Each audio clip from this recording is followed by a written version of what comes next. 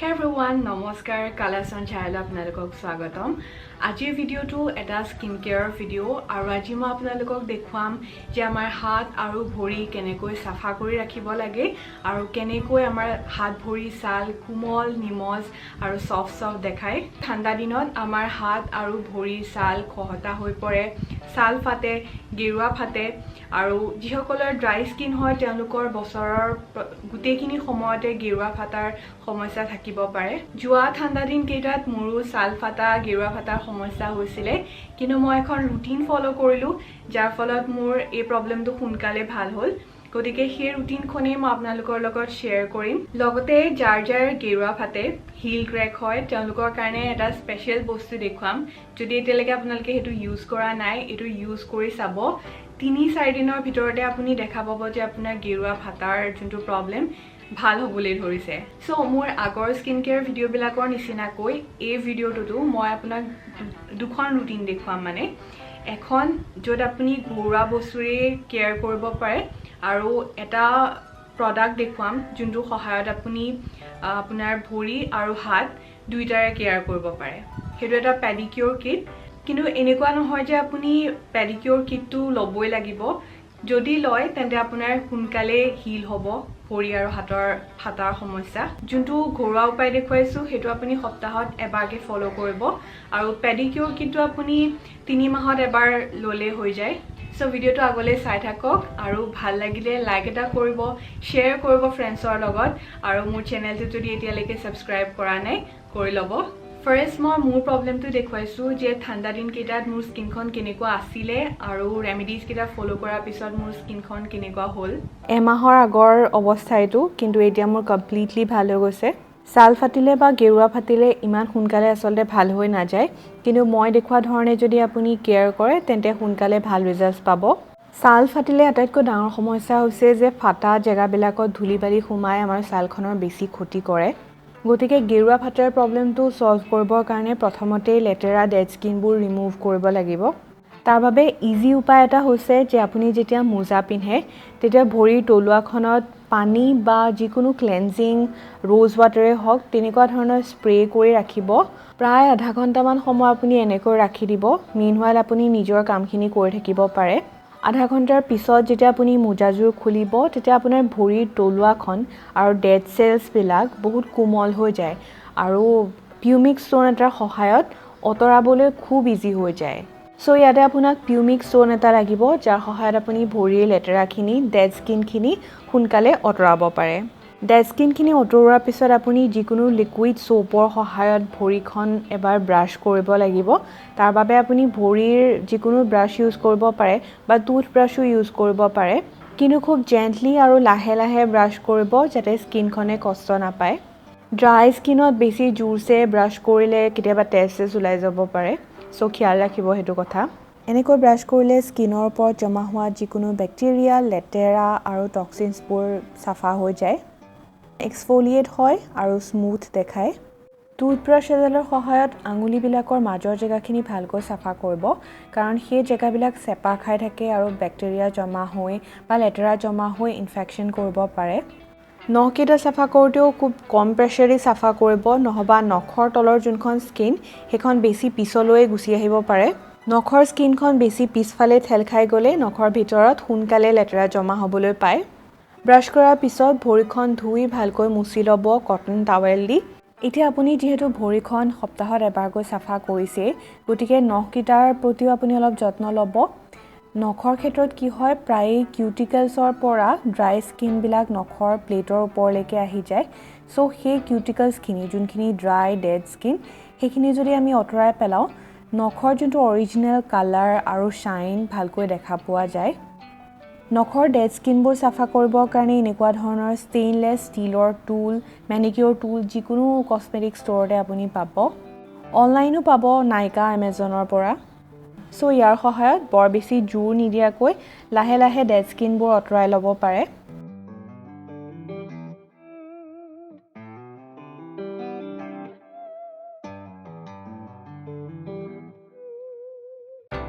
ইয়াৰ আনটো সাইডে কিউটিকল পুশাৰ আছে মানে আমাৰ নখৰ কিউটিকলখিনি ভিতৰলৈ ঠেলি দিয়ে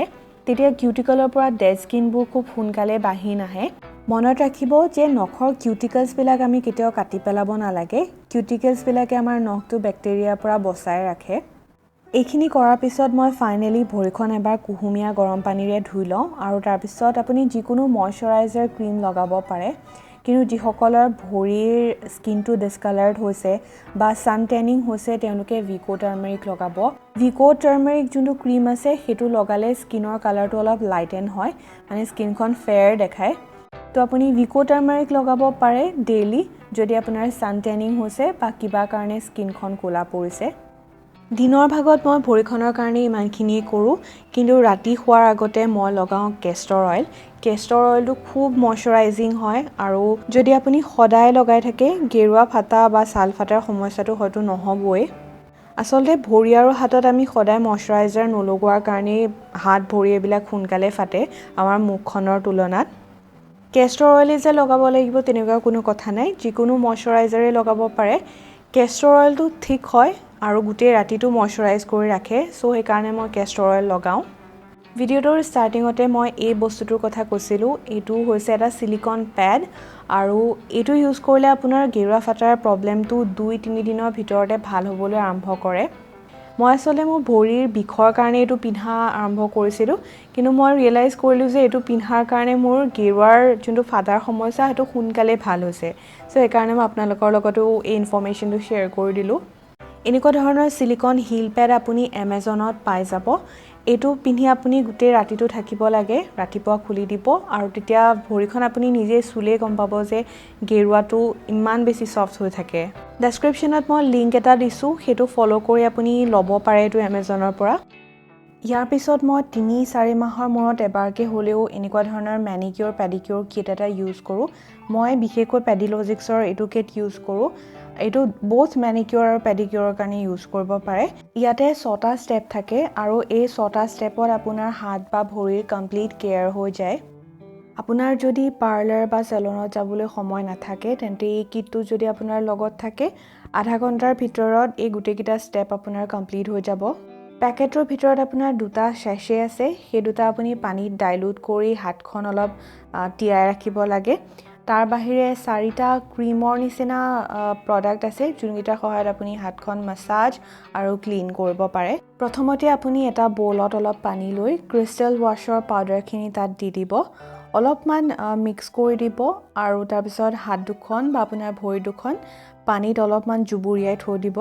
এনেকৈ 5 মিনিট মান সময় যদি ডুবাই ৰাখে তেন্তে বেক্টেৰিয়া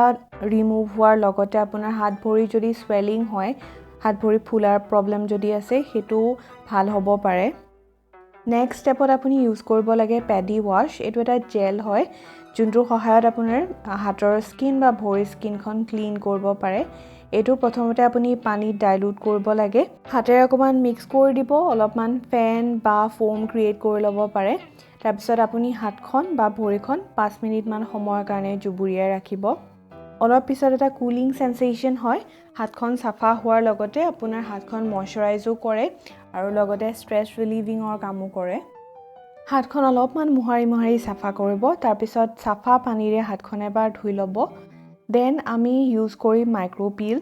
মাইক্ৰোপিলটো একচুয়ালি এটা এক্সফোলিয়েটৰ হয় ইয়াত এক্সফোলিয়েটিং স্ক্ৰাব আছে এনেকৈ এক্সফোলিয়েট কৰিলে আমাৰ ডেড স্কিনবোৰ সোনকালে ৰিমুভ হয় স্কিনখন ব্ৰাইট আৰু সফট দেখায় এনেকৈ 2-3 মিনিট মান স্কিনখন এক্সফোলিয়েট কৰাৰ পিছত সাফা পানীৰে ভালকৈ ধুই ল'ব তাৰ পিছত আমি নেক্সট ষ্টেপটো কৰিম নেক্সট ষ্টেপত আছে পেডি মাস্ক সান টেনিং হলে কিছুমান দাগ আমাৰ থাকি যায় বা কেতিয়াবা স্যান্ডেল পিন্ধাৰ কাৰণেও ভৰিত দাগ কিছুমান থাকি যায় এই পেডি মাস্কটো ইউজ কৰিলে সেই দাগবোৰ সোনকালে লাইটেন হয় তাৰোপৰি সান টেনিংৰ কাৰণে আপোনাৰ স্কিনখন যেতিয়া ড্যামেজ হয় সেই ড্যামেজ স্কিনখন ৰেজুভিনেট কৰাত সহায় কৰে পেডি মাস্কটো এপ্লাই কৰি এবাৰ মাসাজ কৰিব আৰু 5 মিনিট মান সময়ৰ কাৰণে ৰৈ দিব তাৰ পিছত কুহুমীয়া গৰম পানীৰে হাতখন ধুই পেলাব ইয়াৰ পিছৰ ষ্টেপটো হৈছে বাবল গাম ওয়াশ বা জেল ওয়াশ ইয়াতে জেল পাউডাৰটো থাকে আৰু পানীত মিক্স কৰাৰ পিছত মানে ধৰক 5 মিনিট মানৰ পিছত এটো ক্ৰিষ্টেলৰ নিচিনা হয় জেলাটিনৰ নিচিনা ফৰ্ম হয় আৰু ইয়াতে আপুনি হাতখন সোক কৰি ৰাখিব লাগে 5-6 মিনিট মানৰ কাৰণে এনেকৈ আপোনাৰ স্কিনখন ময়শ্চাৰাইজটো হ'বই, কিন্তু এইটো তাতোকৈ বেছি এটা ফিল গুড ষ্টেপ। মানে আপোনাৰ এই ক্ৰিষ্টেল জেলখিনিত হাতখন জুবুৰিয়াই ৰাখি কিমান ভাল লাগে, সেইটো একচুৱেলি ষ্ট্ৰেছ ৰিলিভিঙত হেল্প কৰে। আচলতে পেডিকিয়ৰ আৰু মেনিকিয়ৰ কৰিলে আপোনাৰ হাত আৰু ভৰিৰ যত্ন লোৱাৰ বাহিৰেও আপোনাৰ মাইণ্ডটো বহুত কুল আৰু কাম কৰি দিয়ে। চ' এই ষ্টেপটোৱে মোৰ আটাইতকৈ ফেভৰেট ষ্টেপ। ইয়াৰ পিছত হাতখন এবাৰ ভালকৈ ধুই ল'ব আৰু ফাইনেলি আমি পেডি মাছাজ কৰিম। এই ষ্টেপটো আপোনাৰ স্কিনখন কমপ্লিট ময়শ্চাৰাইজেশ্যনৰ কাৰণে। ইয়াতে লেক্টেট আৰু এল'ভেৰা আছে, যি স্কিনখন ছফটেন কৰে। আৰু যদি পেডিকিয়ৰৰ কাৰণে ইউজ কৰিছে তেন্তে আপোনাৰ ক্ৰেকড হিল ভাল কৰাটো সহায় কৰিব লাগে। এইখিনি কৰাৰ পিছত আপোনাৰ হাতখন বিৰাট ছফ্ট ফিল হ'ব, আপোনাৰ মাইণ্ডটো বহুত ৰিলেক্স হৈ যাব। এইখিনি কৰাৰ লগতে ডেইলি ৰাতি শোৱাৰ আগতে হাত আৰু ভৰিত ময়শ্চাৰাইজিং ক্ৰীম বা অইল লগাব, লগতে নখত যিকোনো অইলেদি মাছাজ কৰিব, তেতিয়া কিউটিকলছবিলাক ড্ৰাই হৈ এৰাই নাহে। আজি দেখুওৱা দুয়োটা প্ৰচেছেই কৰি চাব, আশা কৰোঁ ভাল ফল পাব।